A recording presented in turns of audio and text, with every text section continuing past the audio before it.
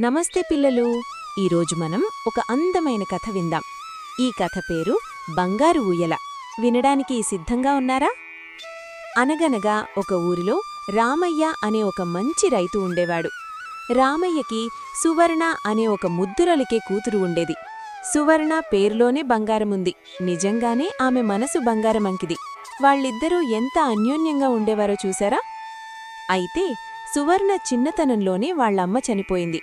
అప్పుడు రామయ్య గారు మందర అనే ఆమెను రెండో పెళ్లి చేసుకున్నారు. మందరకు ఆశ అనే ఒక కూతురు కూడా ఉండేది. మందరకు సువర్ణ అంటే అస్సలు నచ్చేది కాదు. పాపం సువర్ణను ఎప్పుడూ కష్టపెడుతూ ఉండేది. సరిగ్గా అన్నం పెట్టేది కాదు. ఒకరోజు సువర్ణను మందర అడవిలోకి పంపింది. పాపం ఆకలితో దప్పికతో సువర్ణ స్పృహ తప్పి పడిపోయింది. చూశారా ఎంత అలసిపోయిందో? అప్పుడక్కడికి ఒక చిన్న కుక్కపిల్ల వచ్చింది. ఆ కుక్కపిల్ల సువర్ణను చూసి తన స్నేహితురాలైన ఒక మంచి అవ్వను పిలిచింది. చూశారా ఆ అవ్వ ఎంత దయగా చూస్తోందో?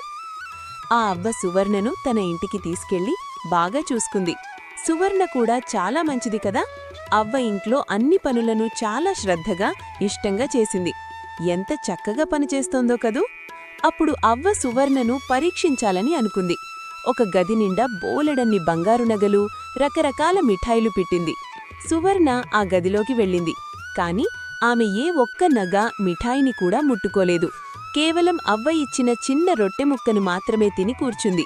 చూశారా ఎంత నిజాయితీగా ఉందో? సువర్ణ మంచితనానికి అవ్వ చాలా సంతోషించింది. అవ్వ సువర్ణకు బట్టలు, నగలతో పాటు ఒక మాయ కొరడాను బహుమతిగా ఇచ్చింది. ఈ కొరడా చాలా మహిమగలది. సువర్ణ ఆ కొరడాను గాలిలో ఝళిపించగానే ఏం జరిగిందో తెలుసా? ఒక అద్భుతమైన బంగారు ఊయల ప్రత్యక్షమైంది.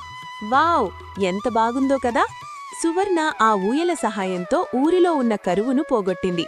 పొలాలు పచ్చగా మారాయి, నదులు నిండాయి. గ్రామస్తులందరూ సువర్ణను బంగారు తల్లి అని పిలిచి ఆనందంగా జరుపుకున్నారు. చూశారా మంచితనం వల్ల అందరూ ఎంత సంతోషంగా ఉన్నారో? ఇది చూసిన మందరకి అసూయ కలిగింది. ఆ కొరడాను లాక్కుని బంగారు ఊయలలో కూర్చుని సుఖపడాలని అనుకుంది. కాని దుర్మార్గుల కోసం ఆ ఊయల కాదు కదా. మందర కూర్చోగానే అది ఇనుప ముళ్లతో నిండి చుట్టూ మంటలు పుట్టింది. చూశారా చెడు చేసిన వాళ్లకెప్పుడూ మంచి జరగదు. అప్పుడు గ్రామస్తులందరూ ఒక గొప్ప పాఠం నేర్చుకున్నారు. సువర్ణ ఎప్పుడూ సంతోషంగా, గౌరవంగా బతికింది. పిల్లలు, ఈ కథ మనకేం నేర్పిస్తుంది అంటే మంచి ఎప్పుడూ గెలుస్తుంది, చెడుకు ఎప్పుడూ శిక్ష పడుతుంది. మనం కూడా సువర్ణలాగా మంచిగా ఉంటే అందరూ మనల్ని ప్రేమిస్తారు, గౌరవిస్తారు. సరేనా? మళ్ళీ ఇంకో కథతో కలుద్దాం.